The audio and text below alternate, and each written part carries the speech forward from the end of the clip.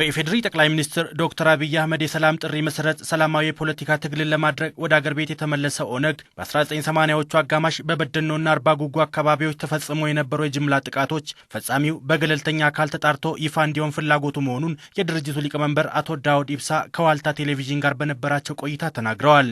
በዛን ጊዜ የኦሮሞ ነጻነት ግንባር የጠየቀው ጥያቄ ቢኖር የነጻ የሆነ አካል ይህንን እንዲመረምር ጠየቀ።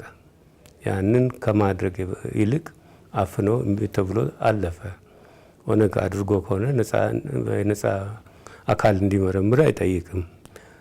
አድርጎም ከሆነ ደግሞ ከተጠየቀ የኛው አድርጓል ይላል፣ ይሄ አላደረኩም ይላል። መደረግ የነበረበት ያ ነጻ አካል ምርመራ ማድረግ ነው። ኦነግ ወደ አገር ቤት ሲመለስም ትጥቅ ፈቶ ነው የገባው የሚለውን መረጃም አስተባብለዋል። ትጥቅ መፍታት የሚባል በጣም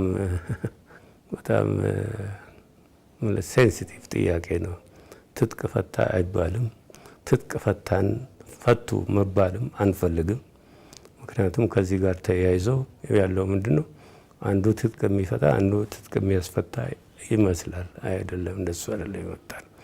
በአጠቃላይ በሰላማዊ በአገሪቱ ሰላም እንድትጠበቅ የኦሮሞ ነጻነት ግንባር ያለው ሚና በዚህ ላይ ውስጥ እንዴት እንደሚሳተፍ በዚህ ውስጥ የኛ ሚና ምን እንደሚሆን በዚህ ነው የተስማማ ነው።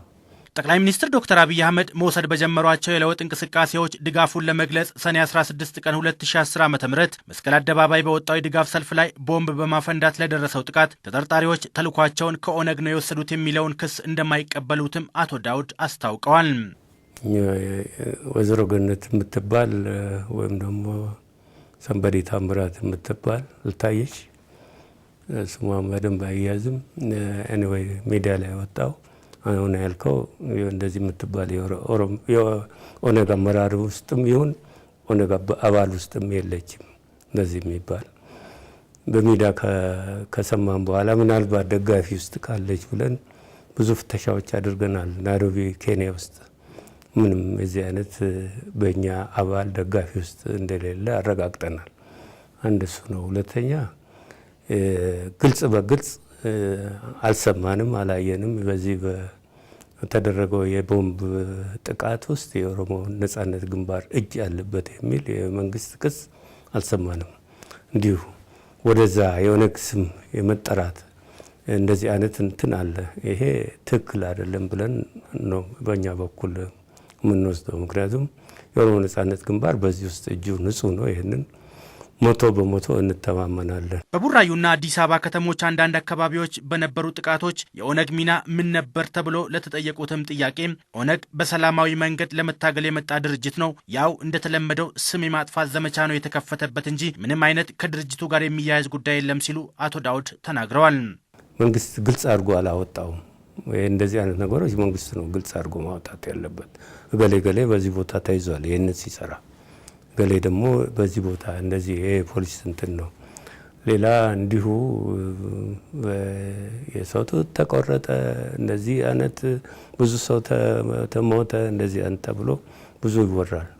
በዚህ ውስጥ የኦሮሞ ነጻነት ግንባር አመራሩም ድርጅቱም ወይም ደግሞ አባሎቹ እዚህ አይነት ፖሊሲ የለንም፣ አድርገንም አናቅም።